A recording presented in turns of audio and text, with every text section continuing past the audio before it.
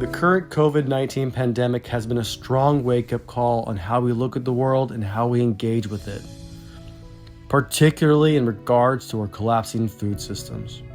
Food hunger, food waste, food supply chain, food insecurity, malnutrition are all types of problems that we face now in our food system. If we want to achieve an inclusive food system on our planet, then it is time to make some changes now.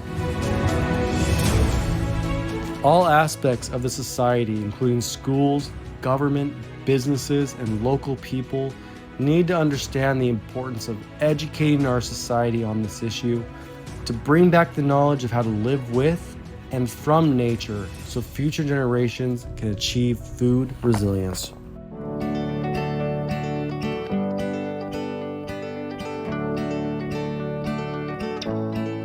Mother Jungle is a social enterprise based in Bali, ready to challenge the status quo and bring solutions to our food problems through the Food Forest Design Course.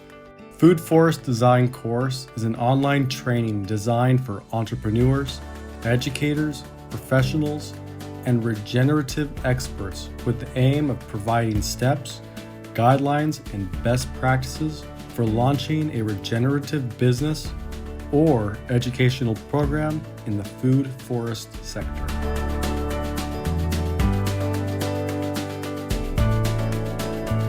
Permaculture Food Forest is a forest garden that is cultivated intentionally, consisting of native and cultivated plants that can be consumed and has an ecological function.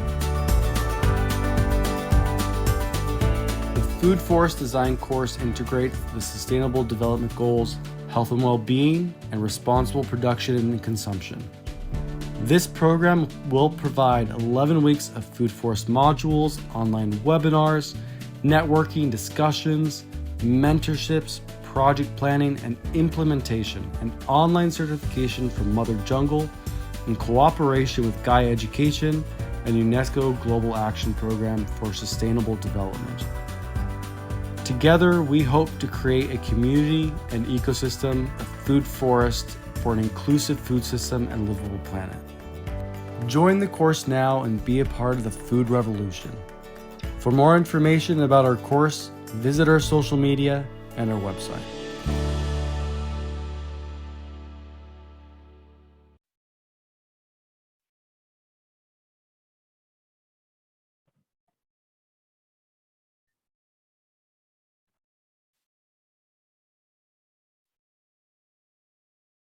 Oke, selamat sore para hadirin. Assalamualaikum warahmatullahi wabarakatuh. Salam sejahtera untuk kita semua. Shalom, Om Swastiastu, Namo Buddhaya, salam kebajikan. Selamat datang di acara peluncuran program Food Forest Design 2022. Nah, yang kami hormati para pembicara panel diskusi kita, rekan media, dan para peserta yang mungkin telah hadir hari ini. Acara ini diselenggarakan oleh Mother Jungle bekerja sama dengan Yayasan Pratisara Bumi Lestari atau Pratisara Bumi Foundation. Jadi perkenalkan, nama saya Sani Amalia. Saya akan membawakan acara hari ini dan menjadi moderator diskusi pada hari ini. Saya juga adalah Ketua Yayasan Pratisara Bumi Lestari, sebuah non-profit organization atau NGO di Indonesia yang berfokus pada pemuda dan perempuan untuk menciptakan solusi lokal, solusi tingkat tapak untuk pembangunan berkelanjutan di Indonesia. Gitu. Nah, kami ini adalah salah satu mitra dari program Food Forest Design. Sebelum kita masuk ke inti acaranya, yaitu diskusi panel kita dan mungkin mengenal lebih dalam mengenai apa itu sih program Food Forest Design. Tadi di awal sudah ada videonya, nanti kita akan lebih jauh dijelaskan oleh dari tim Mother Jungle dan juga ada diskusi panel juga. Sebelumnya mungkin berikut adalah petunjuk untuk acara hari ini. Mohon untuk mengganti nama tampilan dengan nama lengkap dan organisasinya. Kemudian mohon untuk aktifkan mode mute selama acara berlangsung, kecuali nanti pada saat sesi diskusi atau sesi tanya jawab.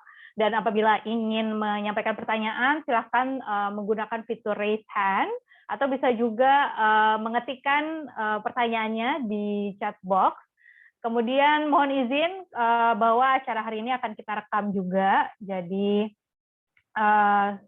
semoga lancar untuk acara hari ini. Sesi selanjutnya adalah hari ini kita hadir semuanya di sini untuk acara peluncuran program Food Forest Design 2022 yang diprakarsai oleh Mother Jungle. Oleh karena itu, untuk mengenal nih lebih lanjut, lebih jauh mengenai siapa sih Mother Jungle dan apa itu program Food Forest Design, kita akan mungkin menyimak penjelasan langsung dari Sanne van Oort selaku direktur dan juga pendiri dari Mother Jungle. Dan sebelum itu saya ingin menjelaskan sedikit Sanne itu siapa. Jadi Sanne adalah pendiri Mother Jungle yang memberdayakan para ibu-ibu dan masyarakat adat untuk melestarikan pengetahuan dan tradisi mendongeng untuk pelestarian budaya dan lingkungan.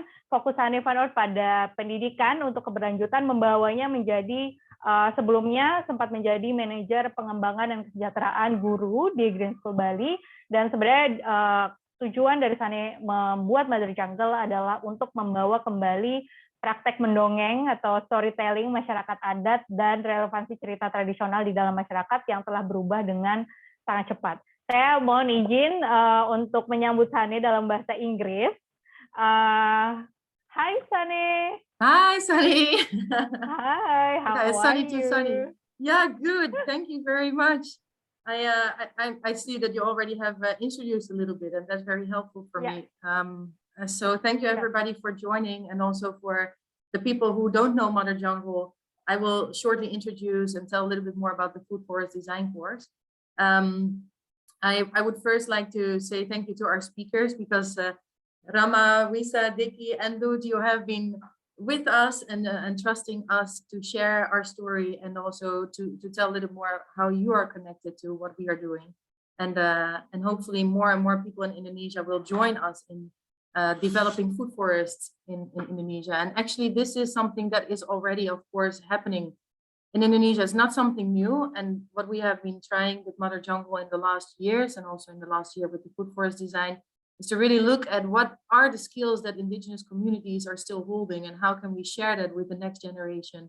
How can we continue to give value to what is happening in the places where we often cannot go?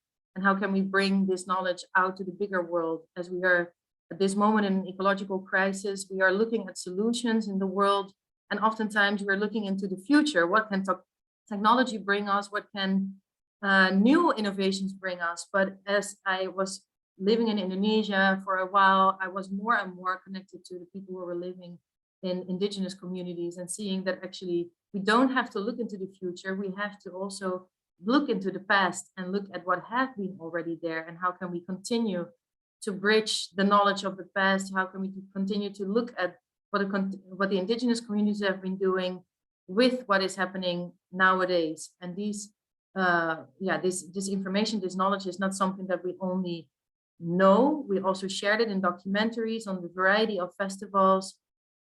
We have been continuing to look at how can we bring the skills that have been there, how can we also bring it into practice, to share with educators in the last year, which is Endud, who is joining us as a speaker, to share his vision on what he has been learning, but also on new entrepreneurs or people who work with communities. How can we use the land that we have, and how can we bring back the knowledge to the bigger community and work with the society to bring back healthy food and live a sustainable lifestyle as well.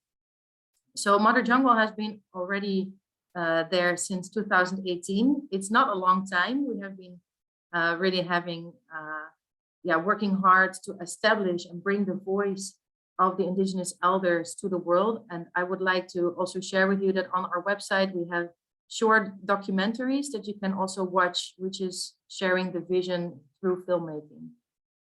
So hopefully today you will hear more from our discussion panel. And we are starting our program on the 22nd of April on Earth Day. These are some awards that we have been already winning in the last years based on our organization focusing on education for sustainability. And hopefully we can share this movement, make the movement bigger, and connect to all of you who are here to really make a green network all over Indonesia. So thank you very much. Terima kasih banyak for being with us and for trusting our vision. And I am giving it over back to you, Sunny. Oke, terima kasih banyak Sani sudah memberikan sambutannya dalam bahasa Inggris. Kalau tadi ada yang ingin tahu apa sih yang tadi diomongin oleh Sani, sudah ada translation-nya juga disediakan oleh tim dari Food Forest Design dalam bahasa Indonesia di chat box, bisa dilihat juga. Terima kasih banyak Sani atas sambutannya. Mungkin setelah dari sini saya akan mengumumkan bahwa program Food Forest Design telah dibuka secara resmi. Nanti ketika rekan-rekan atau teman-teman ingin bergabung dengan acara ini dan menyelesaikan programnya, maka akan mendapatkan sertifikasi langsung dari Gaia Education yang berafiliasi langsung dengan UNESCO. Sekedar informasi mengenai Gaia Education adalah penyedia terkemuka pendidikan untuk pembangunan berkelanjutan yang memberdayakan siswa untuk melihat keterkaitan kehidupan, mengajarkan pengetahuan dan keterampilan yang dibutuhkan untuk merancang komunitas regeneratif. Jadi yang tertarik bisa melihat lebih lanjut di link yang tersedia di layar, atau nanti dari tim FFD akan masukin linknya juga di chat box, dan nanti dari tim panitia akan menjelaskan mengenai program Food Forest Design lebih lanjut setelah sesi panel diskusi. Nah, sebelum kita menuju acara yang kita tunggu-tunggu, yaitu sesi diskusi panel, mungkin kita bisa foto bareng dulu. Kalau bisa teman-teman nyalain videonya, boleh nyalakan videonya supaya kita bisa foto bareng. Nanti Beli Budi akan bantu untuk kita foto bareng semuanya. Oke, nyalakan videonya. Aku tunggu ya. Alright. Oke, sudah? Sudah nyala videonya semua? Kita masih menunggu wajah-wajahnya nih. Oke, boleh dimulai di foto Beli Budi. 1, 2, 3.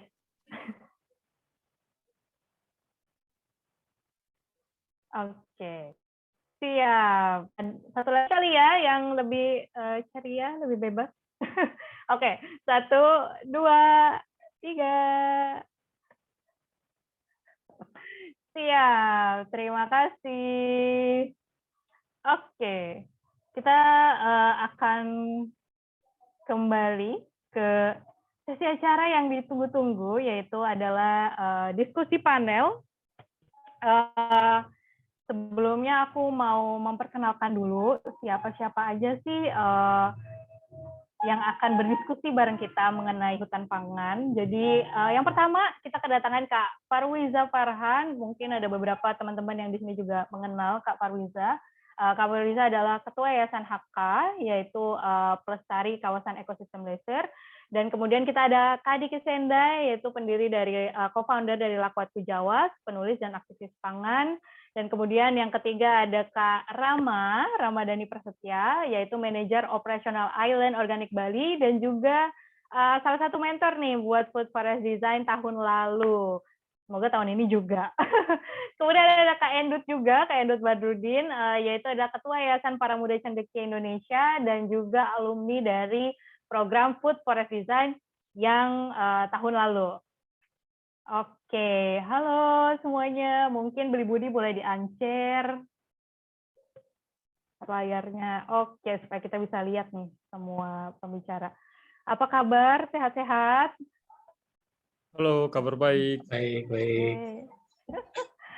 Oke. Mungkin kita ada diskusi sekitar 30 menit, lumayan singkat. Ini padahal pembicaranya nih keren-keren banget nih, banyak informasi pasti yang bisa didapetin nih dari diskusi hari ini. Aku mau mulai dari Kak Parwiza dulu kali ya, karena kita baru merayakan Hari Hutan Sedunia atau Hari Hari Hutan Internasional. Mungkin Kak Wiza boleh jelasin nggak sih HK itu apa sih gitu bagi teman-teman yang mungkin belum tahu di sini, dan fokus kegiatannya tuh atau aktivitasnya tuh seperti apa sih? Baik, Sani terima kasih banyak sudah mengundang aku. Aku kayak merasa begitu terhormat berada di panel para expert ini. Jadi thank you so much. Kenalan, nama saya Faruiza. Saya bekerja di Yayasan HK. Tempat kerja kita tuh ada di Provinsi Aceh. Nah, pekerjaan kita tuh fokus di satu lanskap aja, kawasan ekosistem Loiser. Ini sebenarnya area yang sangat terkenal, tapi di Indonesia nggak banyak yang tahu. Kawasan ekosistem Loiser itu adalah tempat terakhir di dunia di mana 4 satwa langka, gajah, badak, harimau, dan orangutan masih tinggal bersama-sama di alam. Nah, kegiatan Yayasan HK itu sebenarnya lebih ke sebenarnya kita nggak punya otorita ya untuk melindungi kawasan, tapi kita pengen banget supaya perlindungan kawasan ekosistem Loiser itu bisa menjadi lebih kuat dari tingkat tapak, dari masyarakat akar rumput, karena kita menyadari bahwa kadang-kadang konservasi itu jauh dari masyarakat, padahal seringkali lembaga konservasi itu menyalahkan masyarakat ketika terjadi kerusakan hutan. Padahal kenyataannya masyarakat juga lah yang pertama kena dampak ketika kerusakan hutan terjadi. Masyarakat juga lah yang paling kekeh dalam perlindungan hutan kalau di daerah kawasan ekosistem Loiser. Jadi upaya kita adalah bersama-sama sama masyarakat untuk saling belajar, untuk sama-sama melindungi lanskap yang luar biasa ini. Aduh ya penting banget tuh ya sekarang karena hutan juga udah mulai semakin sedikit, semakin berkurang, padahal penting banget gitu keberadaan hutan, khususnya di Indonesia nih ya, penting banget. Nah, kalau dari, kita kan saat ini kita lagi mau ngomongin tentang ketahanan pangan gitu ya untuk hutan. Kalau dari Kak Wiza, bagaimana sih Kak Wiza melihat keberadaan hutan itu sebagai sumber pangan nih buat kita gitu, atau resource-nya itu seperti apa sih menurut Kak Wiza? Sebenarnya aku kan berangkatnya dari seorang ekologis ya, yang melihat hutan itu sebagai fungsi dan interaksi makhluk hidup dan tidak hidup. Tapi yang sering kita lupakan adalah hutan itu memberikan jasa lingkungan. Jasa lingkungan berbagai macam, mulai dari memberikan air bersih, memberikan udara yang memfilter udara bersih, tapi juga sumber pangan dan sumber obat-obatan untuk sangat banyak masyarakat yang tinggal di sekitar sini.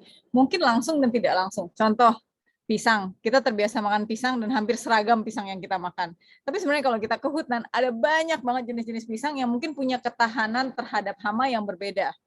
Terus kadang-kadang kalau kita ngelihat kopi, banyak persaingan antara petani kopi yang perlu keliling hutan di atas gunung, tapi juga di saat yang bersamaan butuh air bersih.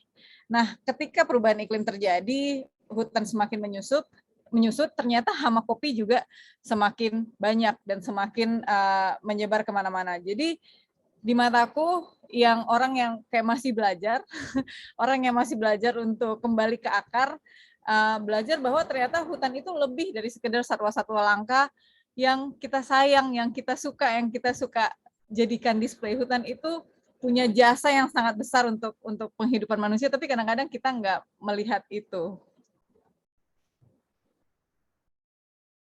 Benar banget tuh apa yang dibilang sama Kak Wiza, aku mengamini, setuju, agree gitu ya.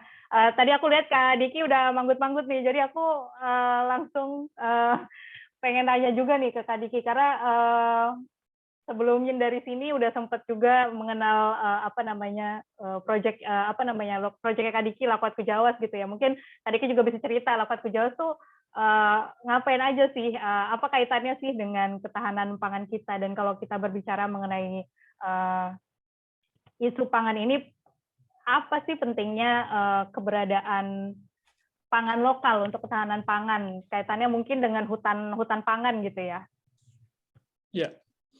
Ya, terima kasih. Kalau berbicara tentang Lakuat Kujawas, kami itu satu komunitas. Kami menyebut diri kami komunitas warga karena memang kami berbasis warga di salah satu desa kecil yang ada di Pegunungan Molo di timur, kurang lebih 3 jam perjalanan dari kota Kupang, ibu kota Nusa Tenggara Timur. Kami bekerja bersama dengan orang-orang muda, generasi muda adat, dan juga pada para orang tua adat untuk melakukan kerja-kerja pengarsipan dan pendokumentasian sebenarnya di awal terkait dengan pengetahuan-pengetahuan adat. Dan salah satu yang di dalamnya juga kami bekerja dan mengerjakan isu terkait dengan pangan, terkait dengan pertanian, maupun isu-isu ekologi. Kami punya perpustakaan warga dengan gerakan-gerakan literasi yang berbasis seni budaya dan juga masyarakat adat. Kami punya program sekolah adat namanya Skolta Molok, dan juga punya food lab namanya Umefatum Faun, di mana itu jadi ruang bertemu warga untuk membicarakan pengetahuan-pengetahuan lokal terkait itu. Kami juga punya program gastronomi tour yang memang fokus kepada bagaimana mempertemukan pengetahuan adat tadi terkait dengan pangan, ekologi, pertanian dengan model ekowisata. Kemudian kami juga punya kelas menulis kreatif dan ruang arsip. Yang terbaru sekarang kami sedang mengerjakan paduan antara sastra dan gastronomi, jadi buku resep pangan lokal, tapi dikasih narasi-narasi lokal, cerita-cerita rakyat, fabel, atau cerita-cerita personal masyarakat adat Molo terkait pangan yang ada di tempat mereka. Seperti itu. Duh, keren banget. Aku setiap ngomong sama Kak Diki kayak, oh wow, apa yang dilakukan sama Lakot Kojosu. Aduh, keren banget gitu di Molo. Nah mungkin itu tadi ada satu pertanyaan yang tadi aku sempat sampaikan juga. Kalau ngomongin tentang isu pangan, menurut Kak Diki, peran pentingnya pangan lokal tuh di Indonesia tuh gimana sih untuk mewujudkan ketahanan pangan ini? Ya, kalau saya melihat pangan lokal atau peran masyarakat lokal terkait dengan ketahanan pangan, saya melihatnya justru dari sisi bahwa betapa luar biasanya pangan lokal, karena dia menggambarkan, bagi saya dia menggambarkan ini ya, kekayaan biodiversitas suatu wilayah. Artinya pangan lokal itu punya karakter sendiri, punya daya adaptasi terhadap tanah di suatu wilayah tertentu. Bahkan pangan lokal itu juga kan kita juga bicara di dalamnya bukan sekedar makanan untuk mengenyangkan perut, tapi dia juga sudah masuk ke ranah kita bicara tentang peradaban, kita bicara tentang budaya suatu wilayah. Artinya bahwa kita di Indonesia dari Sabang sampai Merauke itu kita punya karakter pangan yang sangat kaya dan beragam, dan itu berbeda-beda. Contoh kami di Molo, kami tidak punya sawah, kami tidak punya kebudayaan menanam padi, tapi kami punya berbagai sumber pangan yang lain, umbi-umbian, kacang-kacangan, kemudian biji-bijian, jagung, sorghum, yang memang tanaman-tanaman itu sangat adaptif dengan tanah yang ada di sini, dan juga menjadi bagian dari peradaban dan budaya yang ada di sini. Bahkan juga mungkin sudah cocok dengan perut orang-orang sini. Tapi sayangnya kebijakan-kebijakan pangan itu justru kan menyeragamkan ya. Kita lihat sendiri bahwa dari Sabang sampai Merauke semua makan nasi misalnya. Jadi banyak kebijakan itu justru mengubah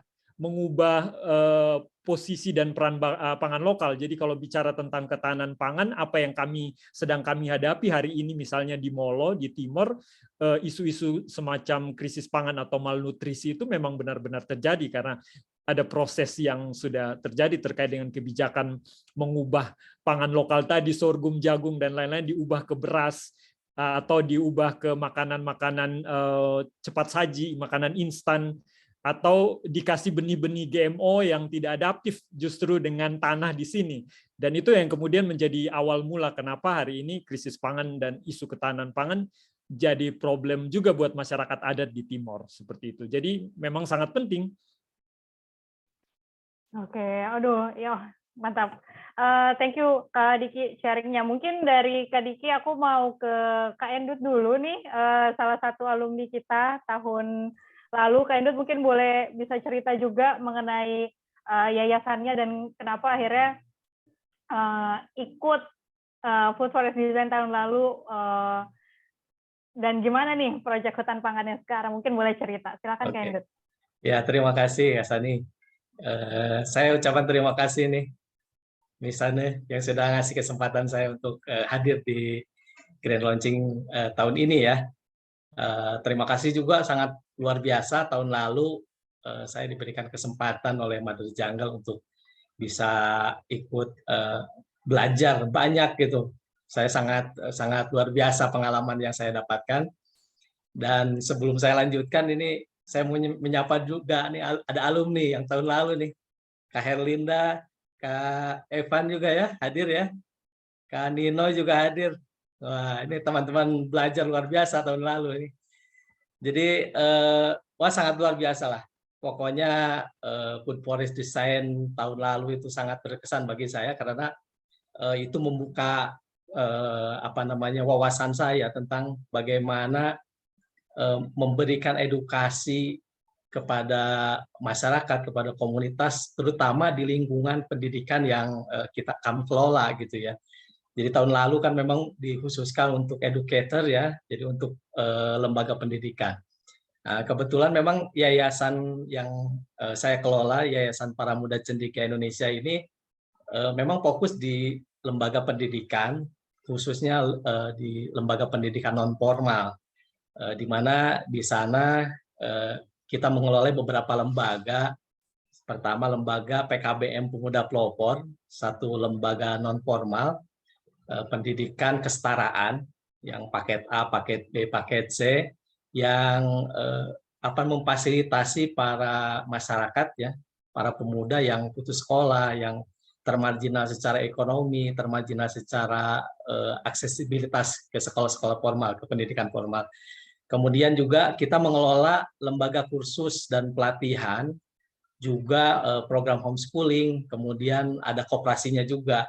Jadi dari kelembagaan ini memang kami berkolaborasi untuk fokus pada pertanian berkelanjutan. Sehingga pada tahun yang lalu ketika saya ngikut Food Forest Design yang dilaksanakan oleh Jungle, itu memberikan asupan gizi yang luar biasa bagi kami di lembaga kami, sehingga akhirnya kami terbuka, bagaimana mengajarkan pertanian berkelanjutan gitu ya, ketahanan pangan bagi peserta didik yang ada di kami gitu.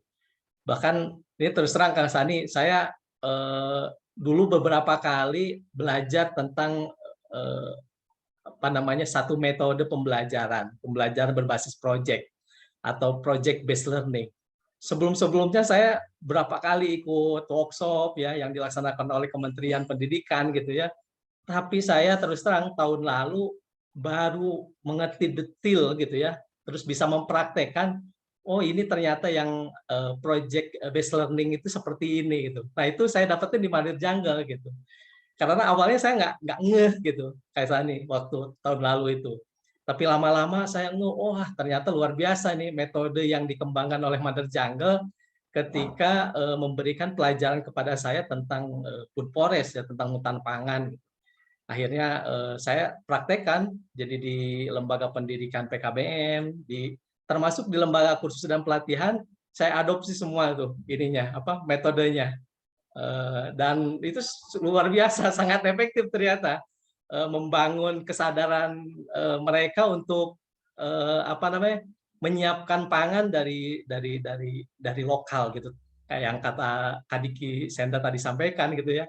Jadi mereka mulai mengenal ubi-ubian, mereka akhirnya merasakan nikmatnya makan makanan tradisional gitu ya, yang mungkin sebelumnya mereka kurang familiar dengan itu ya, karena memang eranya berbeda hari ini gitu. Itu Kak Sani. Wah, seru banget denger ceritanya. Yeah. Terima kasih Kak Endo sharingnya. Aduh, pengen lihat jadinya gimana hutan pangannya saat ini. Iya, terus terang memang belum maksimal ini juga hutan pangannya, tapi sangat luar biasa. Apa yang diajarkan di Food Forest Design tahun lalu itu bagi saya sudah menghasilkan, karena tiap minggu saya panen pisang sekarang gitu ya. Tiap minggu saya panen jeruk lemon gitu. Oh wow, mantap. Iya, ubi-ubian, singkong sama ubi jalar itu udah makanan biasa gitu. Bahkan terus terang kadang-kadang kelebihan gitu. Oh wow. Iya. Mantap. Iya. Oke, ini aku mau jadi sebagai salah satu yang memberikan asupan gizi buat Kak Endut tadi. Mungkin aku mau ngobrol-ngobrol juga nih sama Kak Rama yang juga mentor di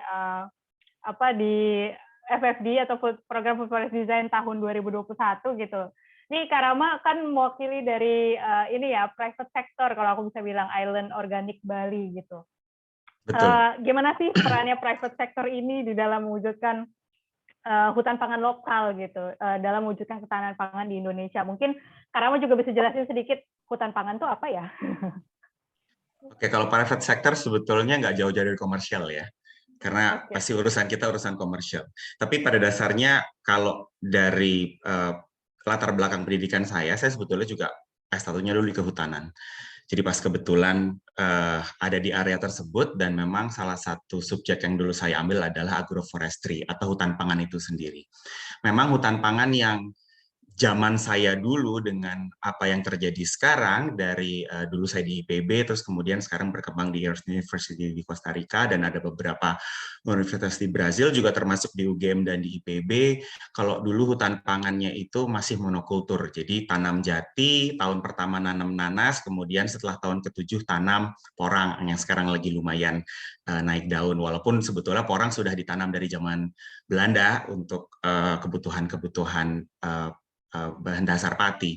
Tapi memang seiring berkembangnya waktu di pertanian sendiri tanpa memadukan dengan forestry, dengan kehutanan, ada yang namanya agroekologi. Jadi bagaimana dalam satu sistem pertanian atau kehutanan atau gabungan dari keduanya menyokong satu dengan lainnya.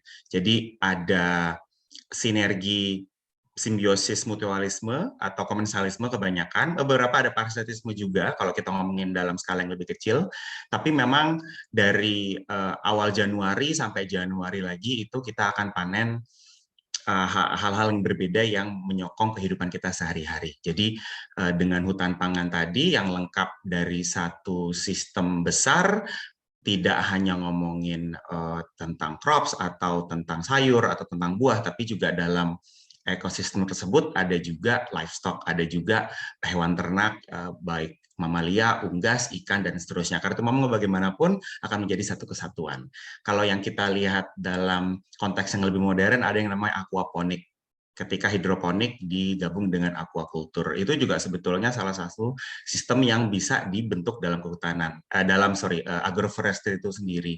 Kalau zaman dulu kita kenal namanya mina padi, ketika ada sawah yang digabungkan dengan perikanan nila atau ikan mas atau ikan lele, itu juga sebetulnya salah satu bagian kecil dari hutan pangan itu sendiri, karena strata paling padi dianggap strata paling bawah karena dia di lantai hutan, walaupun sebetulnya bukan hutan karena dia tipe terbuka, tapi memang namanya hutan pangan itu lengkap dari mulai bawah, kanopi tengah sampai kanopi atas. Nah, menjawab pertanyaan yang pertama, perannya perannya Allied Organics Bali itu apa? Jadi mungkin saya cerita sedikit bahwa Allied Organics Bali sudah hampir 20 tahun operasional di Bali. Kami ini sebetulnya malah agak jauh dari hutan pangan secara komersil, karena yang kami sokong itu adalah hotel-hotel bintang 5, kemudian restoran bintang 5, kemudian juga kami tetap menyokong rumahan, tapi pun rumahannya dalam tanda kutip kami lebih fokus ke ekspatriat. Konteksnya apa di ekspatriat? Di ekspatriat berarti kami harus banyak tanam tanaman eksotis, tanaman yang bukan dari Indonesia.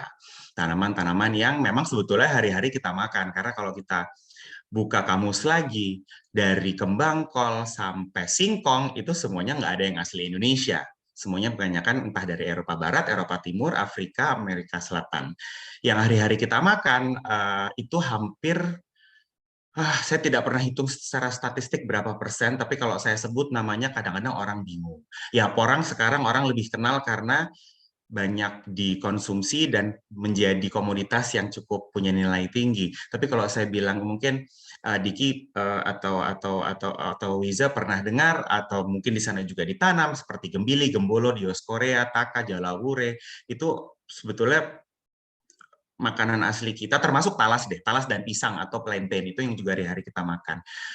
Peran Allied Organics Bali sebetulnya lebih ke campaign ya, karena ketika kami banyak berurusan dengan 5-star fine dining restaurant, ketika restoran-restoran mewah ini diangkat di media cetak, sosial, elektronik, dan ketika mereka mulai mencoba atau bereksperimen, karena fine dining ini tidak punya batas. Fine dining ini bisa kaviar ditaruh di atas singkong misalkan, atau kaviar telur dari Acupanser yang mahal itu ajaib harganya ditaruh di atas gembili atau gembolo, atau gabungan antara makanan sangat lokal, misalkan tespong atau songgom atau putat atau apapun itu digabung dengan selada dari Eropa Timur misalkan. Dan ini sudah mengangkat nilai dari native crops itu sendiri sebagai bagian dari hutan pangan. Kenapa? Karena si brokoli, kembang kol, selada, dan kawan-kawan hampir sulit untuk diterapkan di hutan pangan tropis seperti di Indonesia. Kenapa? Karena mereka bukan tanaman asli. Jadi salah satu peran kecilnya Allen Organics, saya sebagai manajer operasionalnya adalah membantu mengkampanyekan produk-produk atau komoditas-komoditas tersebut. Karena ketika komoditas itu tidak dikenal, sulit untuk masyarakat meningkatkan kepedulian terhadap keragaman pangan yang akan mereka konsumsi hari-hari. Terlepas dari, karena selalu biasanya masyarakat kita, fungsinya apa, gizinya apa, ya makan itu ya untuk bikin kenyang, titik, selesai. Tapi kan pertanyaan berikutnya, seimbang atau tidak, gitu kan? Pertanyaan berikutnya, kita punya peran atau tidak dalam menyokong sebuah ekosistem tadi itu sendiri, baik itu pangan secara monokultur atau multikultur. Dari saya kurang lebih seperti itu. Terima kasih. Oh, dari jawaban itu banyak sekali ilmu pengetahuan yang masuk. Oh, baru tahu bahwa ternyata banyak makanan-makanan yang dikirain tradisional atau lokal di Indonesia ternyata ya bukan ya gitu. Maksudnya Bukan. asli Singkong bukan dari Indonesia. Indonesia. Sawit yang kita tanam hari-hari di menginvasi banyak hutan itu bukan dari Indonesia. Apalagi ya, ubi jalar juga bukan dari Indonesia. Ubi jalar, ubi kayu bukan dari Indonesia, walaupun keragaman paling tinggi malah ada di Papua, karena ini sebetulnya cerita balik lagi ke geodistribution 50.000 tahun lalu. Tapi memang pada akhirnya secara DNA, secara filogeni, memang mereka aslinya bukan dari kita. Oke, wah. Mantap. Ini aku jadi pengen dengar dari Kak Diki sih sebenarnya. Mungkin di Molo sendiri gimana sih keberadaan hutan pangan ini? Ada nggak sih itu menjadi salah satu kegiatan yang dilakukan oleh Lakwat Kujawas nggak sih untuk hutan pangan ini? Atau apa sih pentingnya hutan pangan menurut Kak Diki di Molo untuk bisa ini nih pangan lokalnya nih supaya lebih terus ada gitu? Ya, bicara tentang hutan pangan ya. Kalau kami di Molos sebenarnya bicara tentang hutan itu juga bagian penting sekali ya, sesuatu yang sentral yang jadi bagian dari identitas marga-marga misalnya atau suku-suku yang ada di Molo. Hutan itu menjadi bagian penting yang mereka hidupi, dan hutan juga jadi sumber pangan. Tapi ada proses panjang juga dari masa kolonialisme sampai hari ini, ketika hutan-hutan ulayat atau hutan-hutan adat itu diambil alih oleh kolonial ataupun oleh pemerintah untuk jadi hutan lindung dan lain-lain. Kemudian itu juga memutus banyak sekali relasi baik itu antara orang Molo dengan hutan sebagai sumber pangan, sebagai identitas, maupun hutan juga sebagai ruang ritual juga, seperti itu. Jadi pada akhirnya banyak hal yang hilang, banyak pengetahuan yang hilang, banyak pemanfaatan hutan untuk pangan yang juga hilang. Apalagi kami sebagai generasi baru hari ini juga banyak sekali terputus. Itulah kenapa gerakan yang kami lakukan memang pada akhirnya lebih banyak untuk menggali kembali atau menelusuri kembali jejak-jejak itu, pengetahuan-pengetahuan lokal atau isi hutan yang masih ada. Nah, bicara tentang pemanfaatan atau pentingnya hutan komunal atau hutan pangan dalam konteks kami di Lakwat hari ini, kami juga punya pengalaman yang menarik. Misalnya beberapa tahun terakhir kami mencoba karena dari kerja-kerja pengarsipan pengetahuan adat, kami menemukan ada hubungan yang erat antara identitas orang Molo dengan hutan, dan juga hutan sebagai sumber pangan, hutan sebagai ruang ritual, sehingga kami mencoba membangkitkan kembali itu dengan pendekatan atau model yang tadi saya sempat singgung di awal, gastronomi tour. Jadi ada model ekowisata, menjadikan hutan sebagai bagian dari aktivasi kegiatan warga seperti itu.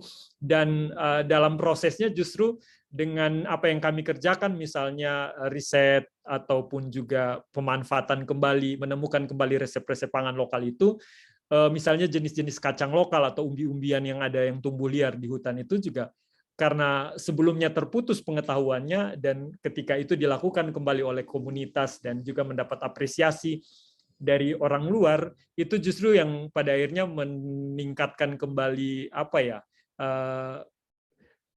kepedulian dari komunitas atau warga yang ada di desa misalnya. Kemudian kita mulai memanfaatkan ada satu lokus kecil, hutan yang kecil yang ada di desa misalnya, itu sebenarnya jadi hutan marga, hutan adat, tapi juga yang lama hilang. Dengan adanya program itu kemudian pada akhirnya bikin orang juga berburu. Misalnya sekarang semua lagi rame masuk hutan itu untuk mengambil jamur yang puluhan tahun pengetahuan tentang jamur-jamur lokal itu terputus. Tapi karena ketika kami bikin program itu dan jadi bagian dari gastronomi tour, akhirnya masyarakat juga mulai, oh ternyata ini bisa dimakan ya. Banyak anak muda yang akhirnya sadar juga bahwa ada kacang-kacang lokal yang harus dimasak belasan kali untuk mengeluarkan racun atau sebagainya. Tapi itu kemudian bisa jadi pangan yang sangat enak dan sangat menarik.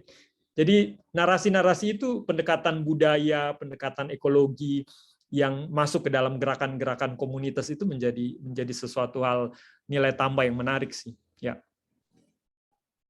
Thank you Kak Diki sharingnya.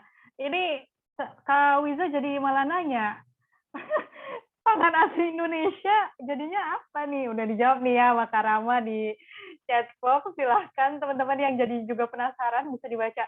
Ini sebenarnya Kak Rama aku baca, tapi aku nggak tahu sebagian dari yang Kak Rama sebutin ini bentuknya kayak gimana, aku nggak pernah tahu. Gitu. Jadi, oh iya, tapi tetap nggak inget nanti. Sebetulnya kalau kita ngomongin tentang pangan asli ya, kan banyak artefak-artefak sejarah yang bisa kita lihat. Misalkan contoh sejarah soybean atau kacang kedelai. Kacang kedelai aslinya dari mana sih? Kapan dia pertama kali masuk Indonesia? Terus kemudian berhubungan dengan tempe nih, karena kita yang hari-hari kita makan tempe nih. Pertanyaannya benar nggak sih tempe memang asli Indonesia? Atau pertanyaan berikutnya, apakah tempe dulu memang dibuat dari soybean atau tidak? Saya ini jawabannya bisa satu makalah sendiri, karena ada makalahnya memang. Tapi pada garis besar budaya tempe dengan kenyataan bahwa abad kedelai masuk Indonesia tuh nggak nyambung. Jadi kedelai baru masuk sekitar abad ke-3, tempe dari bahkan sebelum itu sudah ada dalam tutur. Jadi kemungkinan zaman dulu itu yang dipakai untuk tempe adalah kacang koro atau velvet bean, kacang koro benguk terutama ya, yang tadi baru saja dibahas bahwa mereka punya banyak sianida yang harus direndam dulu 3-4 hari, direbus sekian jam untuk menghilangkan sianida tersebut. Memang akhirnya prosesnya lebih panjang, tidak seperti tempe kedelai yang hampir bebas sianida dan tinggal proses gitu. Tapi memang kalau balik lagi tentang kalau Sani aja nggak pernah dengar, apalagi mungkin teman-teman yang lain yang di kota ya, nggak pernah dengar bahasanya. Kalau saya angkat dalam bahasa Latin juga lebih rumit, tapi paling tidak kalau bahasa Latin bahasanya lebih universal, karena kalau kita browsing Google pasti ketahuan tanaman yang mana. Tapi kalau bahasa lokal itu kan seringkali jadi homonim ya, satu nama dipakai banyak jenis atau banyak nama dipakai satu jenis gitu. Ada nanti satu makalahnya sendiri deh di nanti Food Forest. Kalau ikut program Food Forest Design, Kak Rama bakal sharing bermakalah-makalah gitu ya kayaknya ya. Ya, saya tahun lalu sebetulnya di Food Forest lebih banyak tentang bagaimana kita melakukan keragaman dari studi kasus itu sendiri, karena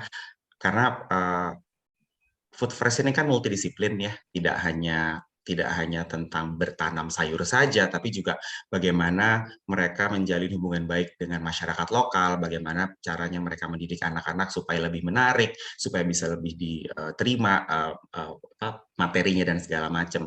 Tapi kalau saya waktu tahun lalu memang lebih banyak identifikasi tanaman lokal, identifikasi ekosistem ekologi lokal, karena memang itu background di situ. Tapi yang menarik adalah karena tahun lalu pesertanya itu benar-benar dari Sabang sampai Merauke dengan studi kasusnya masing-masing. Jadi kasus interdisiplin itu terjadi alamiah begitu saja antara satu peserta dengan peserta yang lain, bertukar ilmu dengan sendirinya, bertukar solusi dan masalahnya, masalah dengan solusinya. Kami akhirnya jadi fasilitator. Sebetulnya apa sih variabel apa yang membuat berbeda antara misalkan area di Sancang sama di Kaharingan misalkan, atau di Kahayan misalkan, karena memang sama-sama berair, cuman yang satu freshwater swamp, yang satu mangrove lebih brackish, lebih payau airnya. Sistem perikanannya seperti apa, hutannya seperti apa. Walaupun kadang-kadang ada beberapa apa namanya lapis, bukan overlapping, apa bahasa Indonesianya, ada beberapa tertindih antara satu kasus dengan kasus yang lain karena memang variabelnya sama.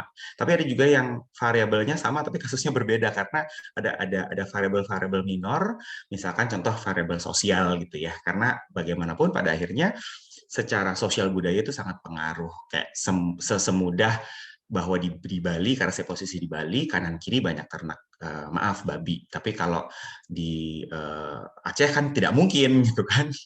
Atau misalkan di daerah yang mayoritas Muslim, nggak mungkin ada ternak babi. Dan sebaliknya di Bali sendiri pun sapi posisinya juga berbeda dengan posisi sapi di Jawa gitu. Jadi punya kultur yang masing-masing yang harus dihormati dan bagaimana sebuah sistem ini tidak saling kan ini sistem untuk membangun bukan untuk merusak ya. Jadi memang secara sosial kultur itu sangat penting gitu. Jadi itu interdisiplin yang banyak harus dipertimbangkan dan ini dalam Food Fresh Design semuanya dibahas gitu.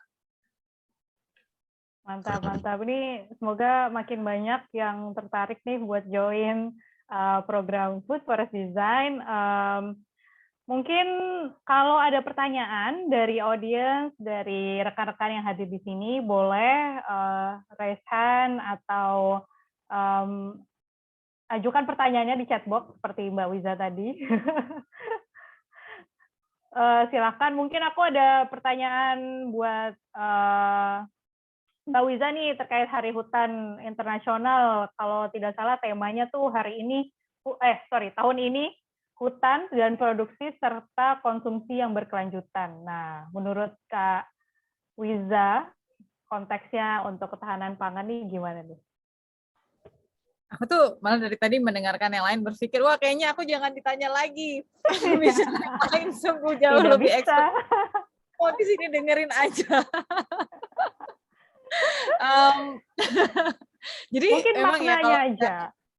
maknanya baik-baik. Nah, sebenarnya kalau memang kita benar-benar jujur, perspektif ketika kita melihat hutan itu beragam, berbagai macam. Hutan dan manusia itu punya interaksi yang sangat dekat. Biarpun pada akhirnya sebenarnya kayak kalau melihat dari teori-teori evolusi, manusia itu datang a lot later gitu ya kan, belakangan. Sementara hutannya udah berevolusi, udah terjadi segala hasil yang kita sebut hasil hutan kayu dan non kayu. Nah, selama ini manusia datang yang menikmati hasil hutan, menikmati jasa lingkungan yang diberikan hutan.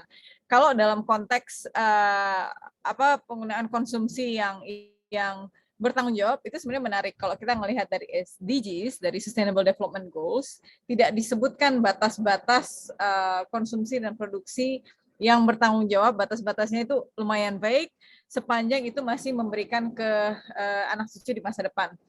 Ini adalah teori yang bisa diaplikasikan secara lestari di kelompok masyarakat yang punya interaksi dekat dengan hutan. Tapi sangat banyak tempat di seluruh dunia sekarang diregulasi, govern by orang-orang yang tidak punya interaksi dekat dengan hutan. Maka interaksi kita dengan hutan selama ini lebih ke terraforming, melihat hutan sebagai sumber daya yang bisa diambil, yang tanahnya bisa dirubah, kayunya bisa dipergunakan untuk menyokong berbagai fungsi kehidupan, hasil-hasilnya bisa diambil. Nah, di satu sisi itu tidak salah ketika ada yang bilang hutan kan adalah sumber daya yang terbarukan. Di satu sisi itu tidak salah, tapi di sisi yang lain kita juga menyadari ketika kita mengkonsumsi hasil hutan tanpa pandang bulu, tanpa henti, ada fungsi-fungsi ekologis yang hilang. Jadi kita sebenarnya harus kembali ke akar ya, kembali belajar ke masyarakat-masyarakat yang memang punya pengalaman dan wisdom jauh lebih advance daripada scientific knowledge yang kita miliki, hanya karena cara berbagi pengetahuannya itu kadang-kadang tidak secara yang dibuat dengan Western standard, sehingga kita tidak menghargai pengetahuan itu. Aku udah sampai situ aja, Sani. Aku balikin. Menarik itu penting banget tuh. Pesannya ada di kata-kata Mbak Wiza yang terakhir bahwa pengetahuan lokal itu juga penting gitu. Nggak cuma pengetahuan yang dibawa dari luar ke sini gitu. Tapi sebenarnya kita udah punya pengetahuan itu sendiri dari akar dari budaya kita, dari local wisdom kita gitu ya. Ini ada pertanyaan atau enggak nih? Mungkin Nara boleh aku minta tolong kalau ada yang raise hand. Oke, ada satu yang raise hand, mau diajukan pertanyaannya langsung atau oke, silahkan di-unmute untuk diajukan pertanyaannya secara langsung. Boleh kenalan diri dulu dan untuk siapa pertanyaannya. Swastiastu, selamat sore. Perkenalkan, saya dengan Citra Saraswati dari Dream Club Holiday dan juga dari Yayasan Sea Soldier. Dan di sini, terima kasih atas kesempatannya. Saya ingin bertanya kepada Kak Wiza. Ya, jadi bagaimana sih langkah yang bisa kita mulai, terutama bagi kita sebagai generasi muda, untuk menjaga keberlanjutan hutan Indonesia? Itu yang pertama. Pertanyaan yang kedua ini untuk Kak Diki. Jadi bagaimana efektivitas gastronomi tour ya? Jadi untuk sebagai wisata alternatif ya, untuk dan memperkenalkan upaya untuk ketahanan pangan Indonesia seperti itu. Terima kasih. Terima kasih pertanyaannya. Oke, mungkin Kak Diki duluan. Mbak Wiza masih mikir ya Mbak Wiza jawabannya apa? Oke, Kak Diki udah siap untuk jawab duluan? Boleh. Ini kami punya pengalaman yang menarik ya dalam konteks di Timor itu bicara pangan lokal itu karena berbagai faktor pangan lokal itu menjadi second class, menjadi makanan yang dianggap yang bikin orang Timor itu jadi inferior dengan makanan mereka. Mereka malu kalau misalnya kalau ada tamu dari Jakarta datang ke pedalaman Timor misalnya, mereka malu menyuguhkan makanan itu. Mereka akan pergi ke kios beli biskuit, beli mie instan karena mereka anggap itu makanan orang kota. Orang kota kami di sini sebutnya kase. Kase itu artinya orang yang datang dari luar Molo. Kase itu kalau datang harus dikasih makanannya mereka, tidak boleh dikasih makanan ini. Ada periode yang panjang rasa inferioritas itu tumbuh.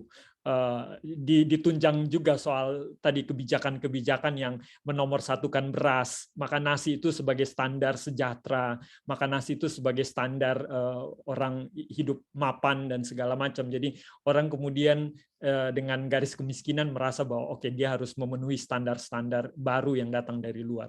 Tapi dengan program-program yang kami bikin misalnya di komunitas dengan kerja-kerja dengan memakai pendekatan seni budaya, ini menariknya. Jadi kami justru pakai kultural side itu sebagai sesuatu yang bisa untuk membangkitkan awareness atau membangkitkan pengetahuan yang sudah lama vakum itu, dan itu memang berhasil. Jadi justru dengan misalnya dengan gastronomi tour ini terjadi sebelum pandemi datang, ketika orang-orang luar datang dan mengapresiasi makanan ini dan mereka begitu takjub misalnya dengan makanan-makanan yang datang dari hutan itu, baru kemudian masyarakat lokal di sini, oh iya ya ternyata makanan kita itu disukai, atau ternyata jadi rasa inferior itu perlahan mulai terkikis karena merasa ada testimoni dari orang luar atau ada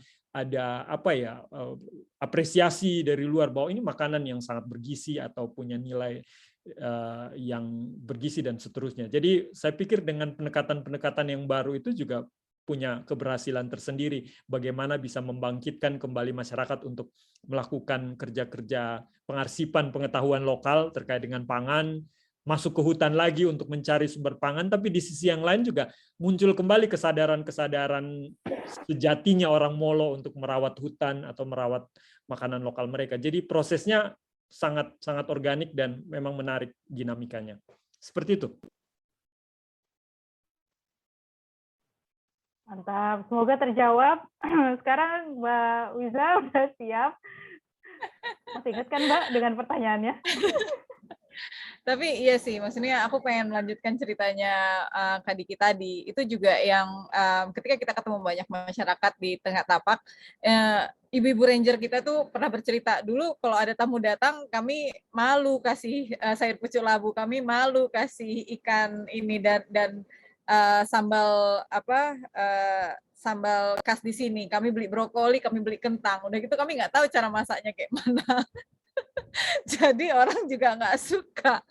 Dan itu benar-benar kayak merefleksikan kadang-kadang ada perspektif seolah-olah yang dari luar itu lebih baik. Kita pun mewesternkan diri sendiri. Kita pun kayak kadang-kadang berasumsi, oh kalau pengetahuan itu dari luar, maka pengetahuan itu lebih unggul. Padahal jauh banget beda konteks dan beda tempat. Jadi kalau ditanya, sebenarnya anak muda bisa apa sih untuk jaga hutan? Mungkin pertama, jawabanku tuh akan abstrak ya. Yang pertama itu adalah kamu menemukan kecintaanmu pada suatu tempat-tempat tertentu. Maksudnya kenapa sih pengen jaga hutan? Tanya lagi ke diri sendiri. Karena kalau kita nggak punya direct interest, kenapa kita melakukan sesuatu, kayaknya sesuatu yang kita lakukan itu nggak ada maknanya. Mungkin karena itu keren kah, karena itu dilakukan banyak orang kah, it will disappear. Jadi first thing first adalah menemukan rasa cinta itu, entah menemukan lanskap, entah menemukan spesies, entah menemukan makanan yang disukai dan ingin dilindungi. Kan lagi-lagi, kalau nggak kenal maka nggak sayang. Kalau nggak sayang, mana pengen melindungi. Jadi kenali, dan dari situ tuh, yang nggak tahu ya, aku tuh ngerasa kayak pasti ketemulah jalannya yang dilakukan Kak Diki, yang dilakukan Kak Rama, yang dilakukan Mas Nur itu beda-beda. Tapi masing-masing mencapai ketujuan yang, apa ya, panggilan hati gitu deh. Elah.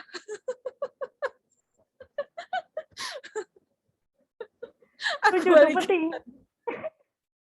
Tapi itu penting banget kan untuk menemukan why, kayak alasannya gitu. Kenapa sih kita harus jaga hutan? Kenapa sih kita harus melestarikan pangan lokal? Itu kan kita harus tahu dulu ya sebelum kayak ke praktikalnya gitu. Gimana caranya gitu. Ya, itu penting banget. Ada pertanyaan Kalau boleh lain? aku nambahin sedikit, boleh. merespon saja sebetulnya, membahas tentang personal interest ke hutan. Di luar sayur buah, saya sebetulnya itu lebih banyak dikenal sebagai seorang penganggrek.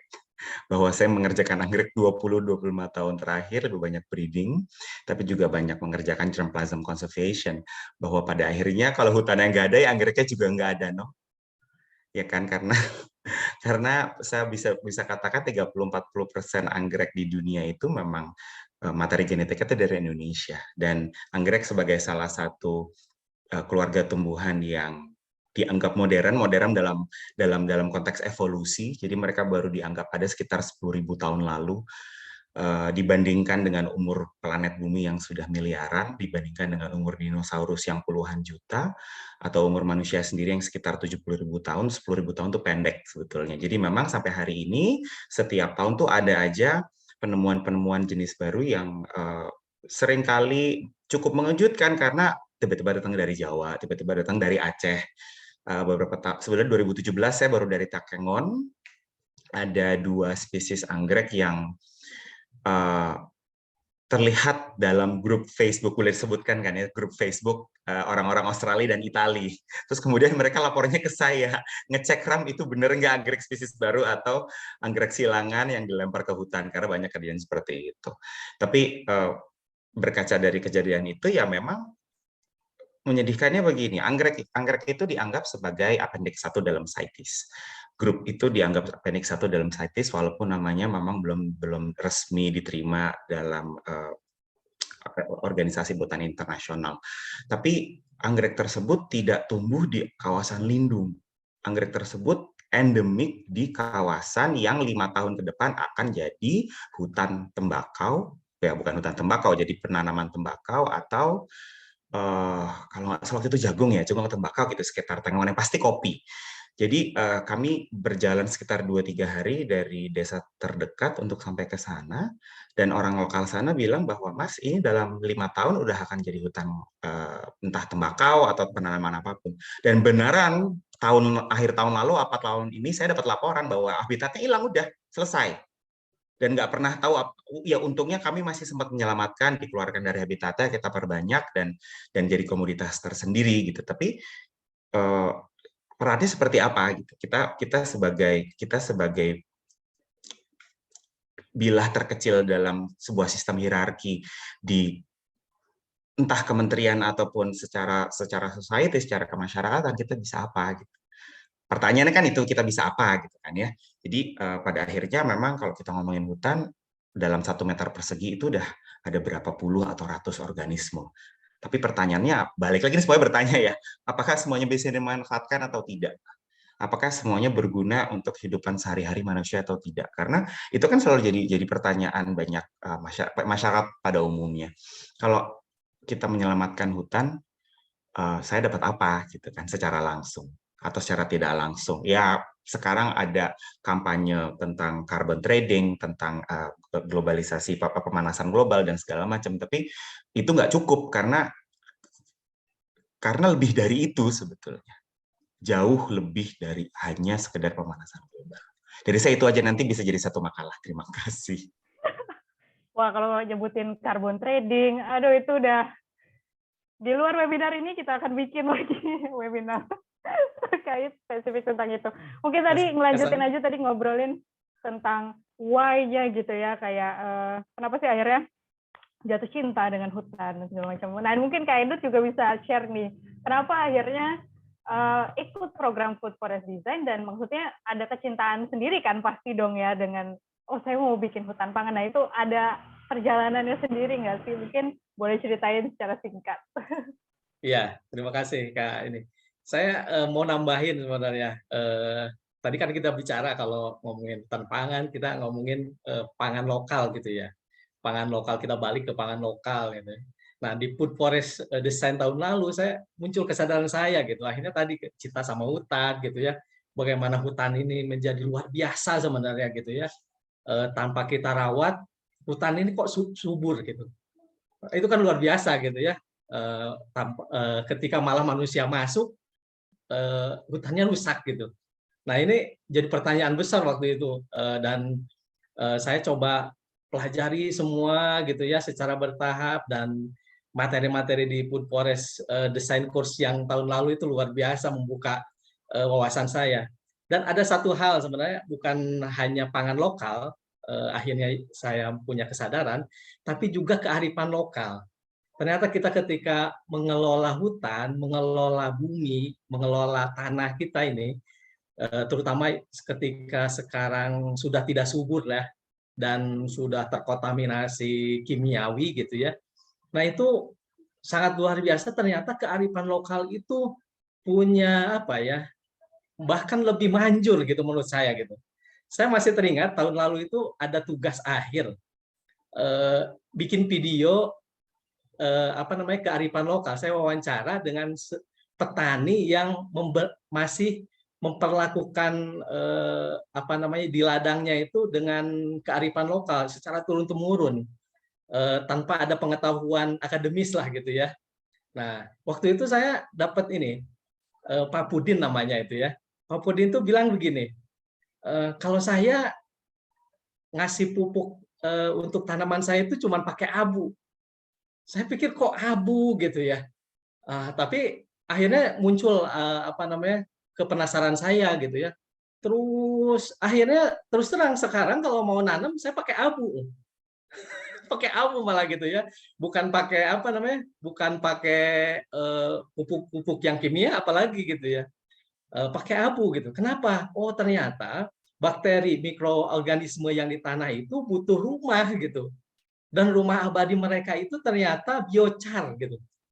Nah, itu kan abu gitu sama gitu. Jadi mereka bukan hanya memberi makan, tapi juga melestarikan mikroorganisme lokal di tanah itu, sebuah rumah gitu, sehingga mereka betah di sana, mereka memberikan kontribusi terhadap tanaman gitu. Dan ketika saya tanya waktu itu ke Pak Pudinnya itu, Pak Pudin bilang nggak tahu, pokoknya kata nenek moyang saya gitu aja pakai abu katanya gitu. Nah, ternyata secara pengetahuan ilmiah sekarang udah terbukti gitu. Makanya saya kalau mau ngolah tanah, kemudian menyuburkan tanah, saya produksinya produksi arang gitu, produksi abu, saya rendam dengan pupuk organik cair gitu ya, biar mikroorganismenya punya rumah gitu. Baru saya simpen di tanah gitu. Dan terbukti memang itu luar biasa, tanah saya subur gitu, bisa menghasilkan gitu. Itu jadi ya makin cinta lah terhadap hutan kalau gitu. Jadi belajar dari hutan nggak ada matinya lah, pokoknya luar biasa. Hutan ini ngasih pelajaran yang luar biasa bagi kita. Jadi kalau belajar Food Forest ini memang belajar terhadap bagaimana ekosistem hutan itu berkembang dan menghasilkan. Nah, tinggal food forest hutan pangan ya menghasilkan pangan buat kita gitu. Gitu Kak Sari. Aduh, keren, mantap. Sayangnya waktu kita udah habis. Sebenarnya pasti banyak banget nih yang mau ditanyain, pertanyaan gitu ya. Nanti mungkin ikut program Food Forest Design supaya bisa tahu lebih jauh mengenai membangun hutan pangan gitu ya. Mungkin sebelum aku tutup, aku mau minta satu statement terakhir dari masing-masing narasumber nih terkait gimana praktikal, mungkin pesan-pesan nih buat teman-teman yang ada di sini atau anak muda, generasi-generasi di luar sana untuk menjaga menjaga hutan gitu, membangun ketangguhan pangan Indonesia tuh seperti temanya ya melalui hutan pangan. Nah, mungkin ada pesan-pesan terakhir singkat aja ya, 1 kalimat. Mohon maaf waktunya sudah habis, tapi silakan mulai dari Mbak Wiza dulu kali ya. Soalnya di layar aku sebelahku Mbak Wiza. Ayo Mbak Wiza, kamu pasti bisa.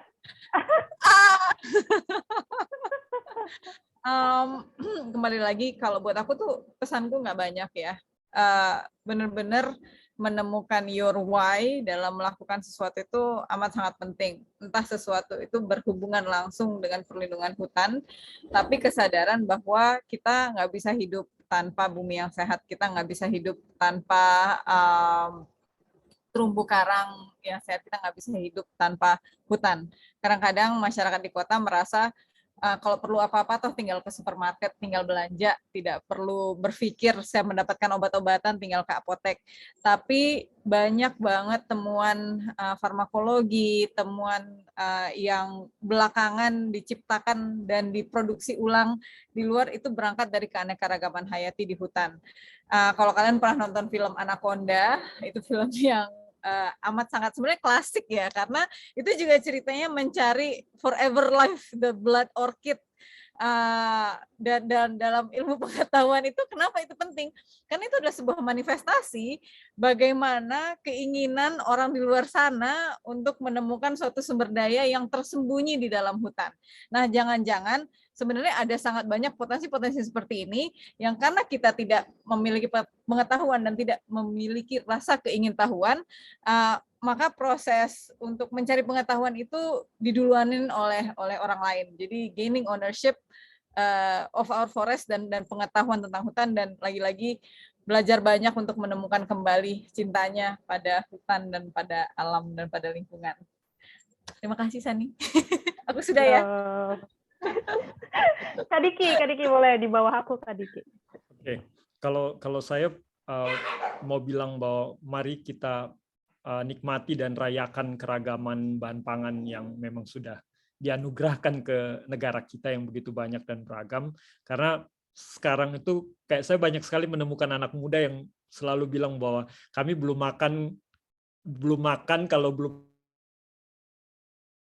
sekali sumber pangan yang kaya dan beragam di luar sana. Ayo kita latih perut kita dengan makan makanan selain nasi. Itu saja. Betul. Kalau belum makan nasi, belum kenyang ya, kebanyakan. Gitu. Kak Rama, boleh? Masih mute. Ya, maaf.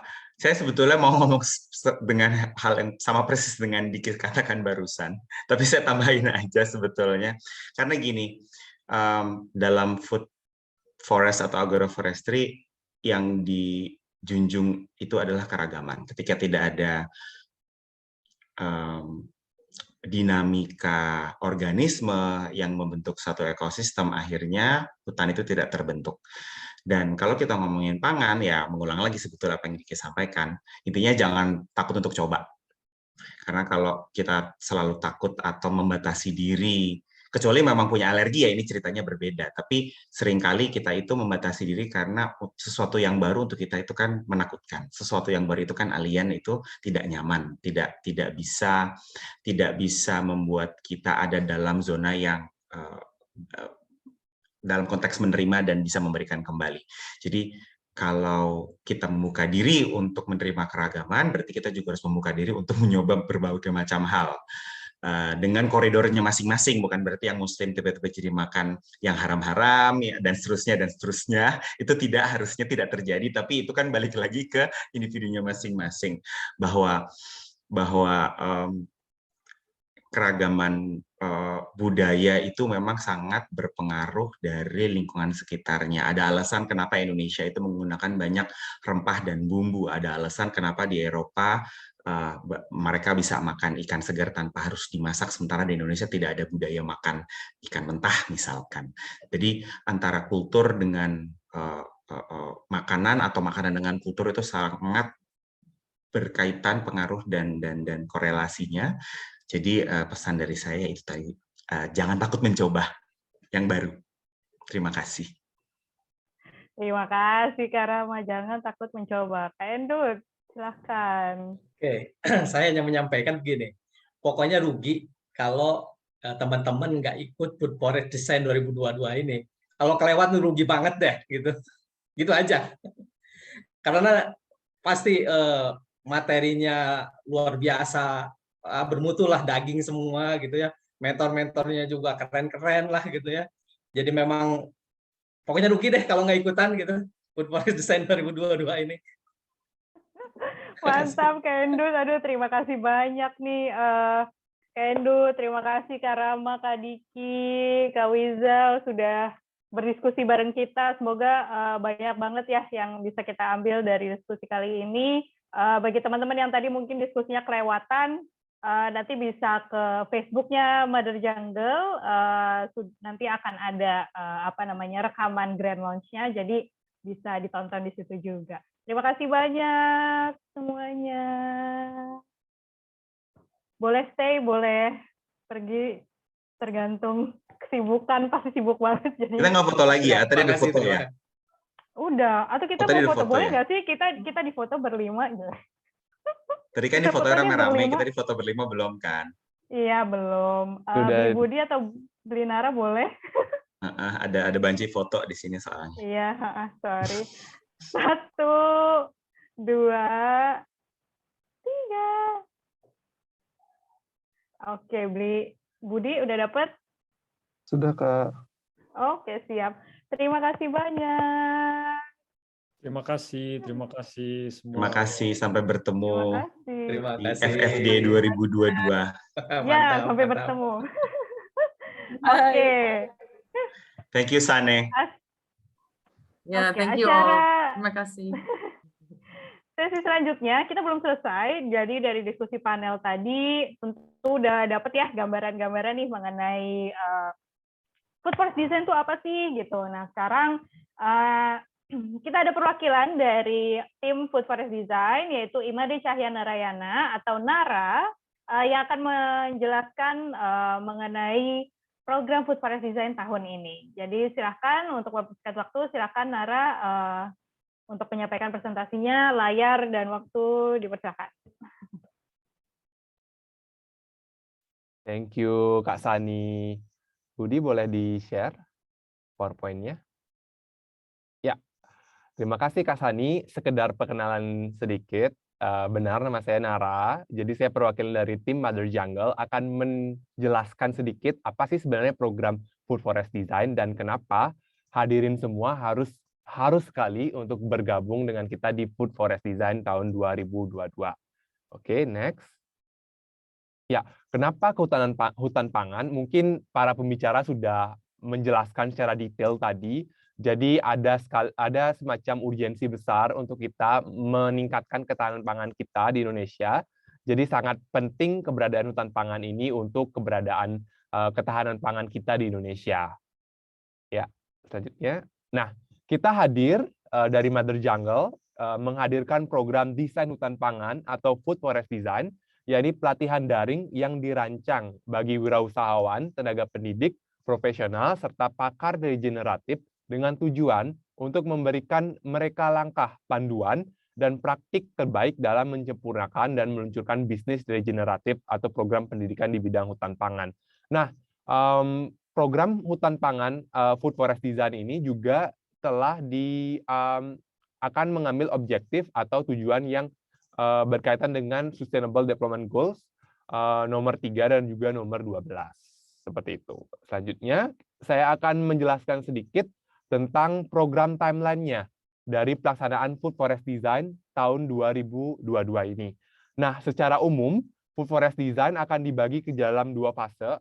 Fase pertama yakni pengenalan atau pemahaman tentang Food Forest Design, dan yang kedua fase praktikum atau seksi praktikal, mengembangkan skill dan juga mentoring dari para coach atau mentor. Nah, program ini akan dimulai di bulan April, bertepatan dengan Hari Bumi. Nah, di tanggal 22 April kita akan memulai programnya secara resmi. Di minggu pertama dan kedua, kita akan belajar banyak, modulnya akan mempelajari tentang pemahaman isu dan juga tantangan lingkungan. Terlebih khususnya di dalam hal permaculture dan bagaimana permaculture bisa mengatasi atau memperbaiki sistem pendidikan kita. Nah, minggu kedua, minggu ketiga dan keempat akan belajar tentang sistem pangan alamiah, pertanian berkelanjutan, dan juga ekologi alami. Nah, di minggu kelima dan juga minggu keenam akan ada hutan pangan, permakultur. Nah, lebih spesifiknya akan membahas tentang pangan bernutrisi dan juga piramida makanan. Nah, memasuki sesi praktikum, kita juga akan belajar tentang memanfaatkan limbah untuk meningkatkan kesuburan tanah. Spesifiknya akan ada materi khusus tentang wastewater garden. Wah, menarik ya. Nah, nanti juga akan ada penjelasan tentang bagaimana sebenarnya hewan bisa membantu kita dalam mengembangkan food forest design atau hutan pangan kita. Nah, bagaimana juga cara mengendalikan hamanya juga akan diajarkan. Nah, yang terakhir akan ada desain akhir dari proyek dan juga pengimplementasiannya. Jadi tahap pengimplementasian juga sudah berlangsung di fase kedua, yakni fase praktikalnya. Nah, nanti juga akan ada presentasi dari food forest design tersebut. Nah, apa aja yang kita tawarkan atau kita berikan nanti kepada para peserta? Yang pertama itu ada bimbingan dari pakar atau ahli di bidangnya. Jadi seperti kalian ketahui tadi ada Kak Rama sebagai mentor, jadi banyak sekali pakar-pakar dan ahli di bidangnya yang akan memberikan kalian pemahaman lebih tentang program Food Forest Design ini. Dan juga bagaimana halnya practical step yang bisa kalian lakukan dalam membentuk hutan pangan kalian sendiri. Ada juga buku pedoman digital sebagai referensi, ada sumber pembelajaran multimedia, kita akan menggunakan platform Teachable, di mana nanti kalian bisa menyesuaikan waktunya, sangat fleksibel, jadi kalian tidak perlu keluar dari rutinitas kalian, jadi kalian bisa kerjakan langsung sambil kalian mengerjakan rutinitasnya. Ada juga video pembelajaran, webinar, dan diskusi, serta networking, dan ini yang paling penting, perencanaan proyek dan juga penerapannya. Dan semua hal ini akan mendapatkan sertifikasi dari Gaia Education, yang akan berafiliasi langsung dengan UNESCO. Ya, ini ada semacam dokumentasi dari kegiatan FFD 2021. Di sini mungkin ada gambar Kak Endut juga ya. Jadi di sana ada bagaimana tahapan-tahapan implementasi dari program. Terus ada juga kakak alumni yang memperlihatkan langsung hasil dari hutan pangannya. Jadi memang kita berharap sesi ini bisa menjadi atau program ini bukan hanya semacam pemberian teori, tapi juga langsung terhadap praktikalnya atau project based learning-nya langsung diterapkan pada komunitas atau organisasi tempat teman-teman menjalankan rutinitasnya seperti itu. Ya. Nah, programnya telah dibuka secara langsung, jadi teman-teman bisa daftar di bit.ly/daftar FFD 2022. Mungkin nanti Beli Budi akan memberikan linknya di chat box.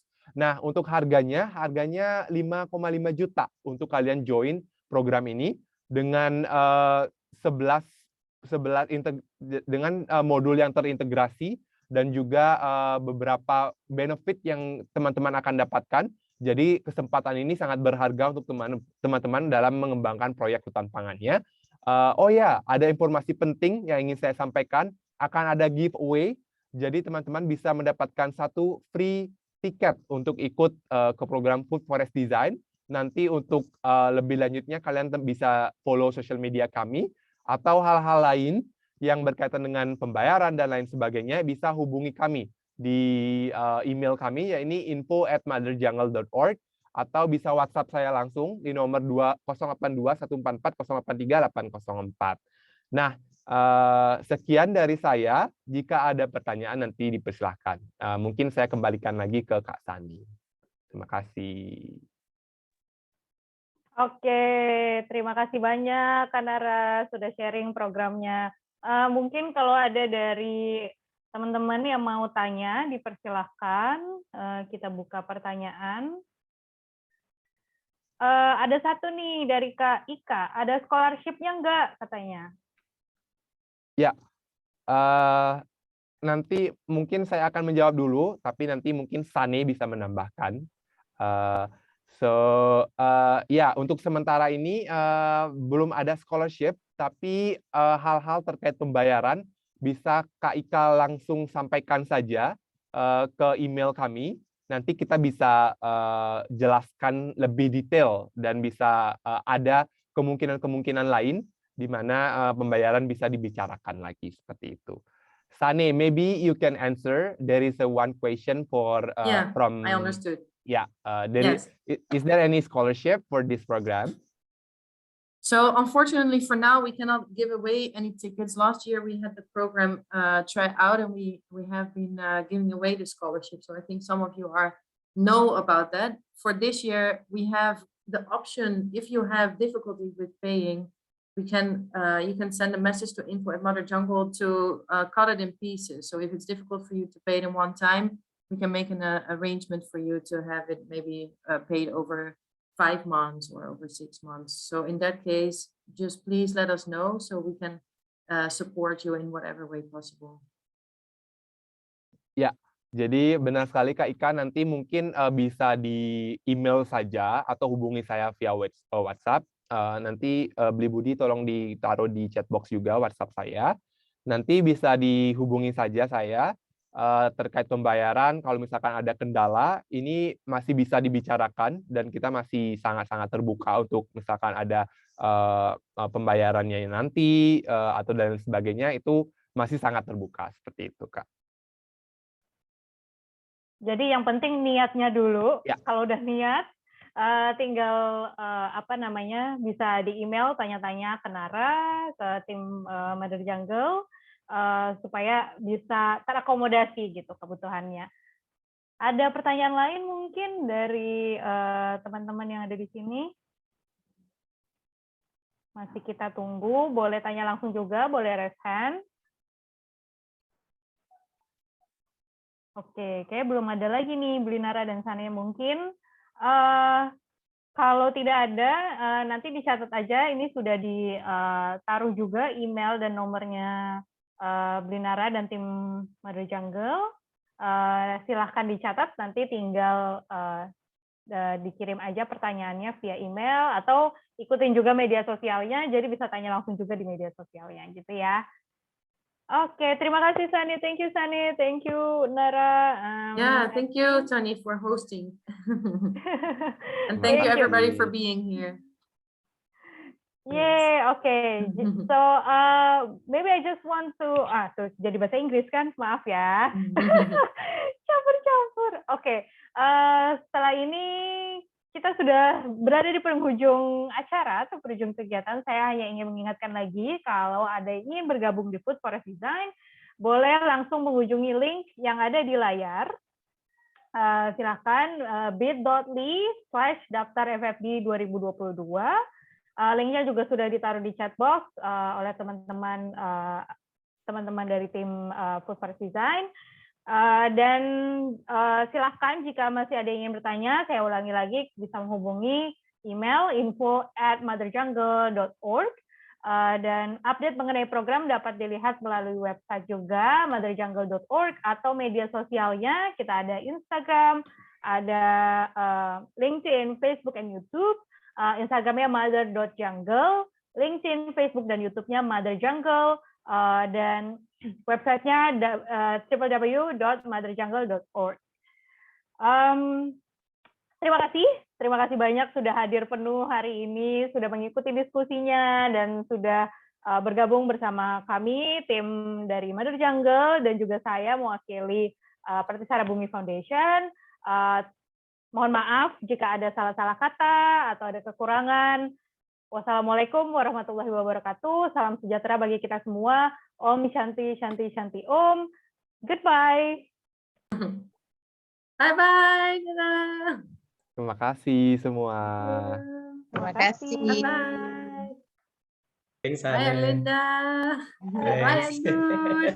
So nice to see you again. Yes.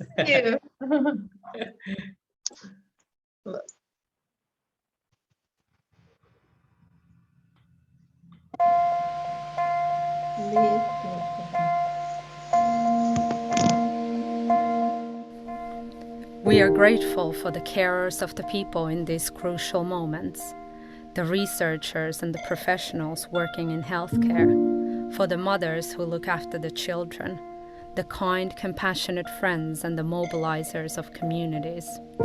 We thank you for your courage and continuous support for the humankind. We are grateful for the trees, the plants, our oceans, the animals, the air we breathe and the carers of the earth, the people who put the environment first and go against the grain to initiate change. We are grateful to nature for showing us the beauty of co-creation.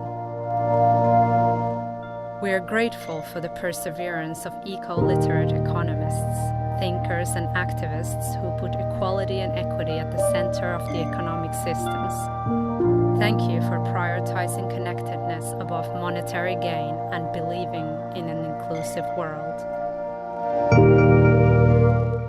We are grateful for different worldviews that challenge us to evolve, to move towards a more peaceful planet.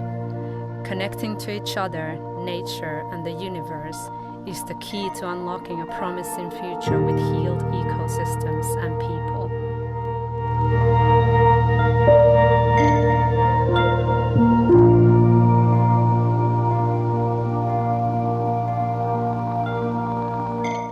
We are grateful for humanity moving increasingly to a more collaborative and connected paradigm.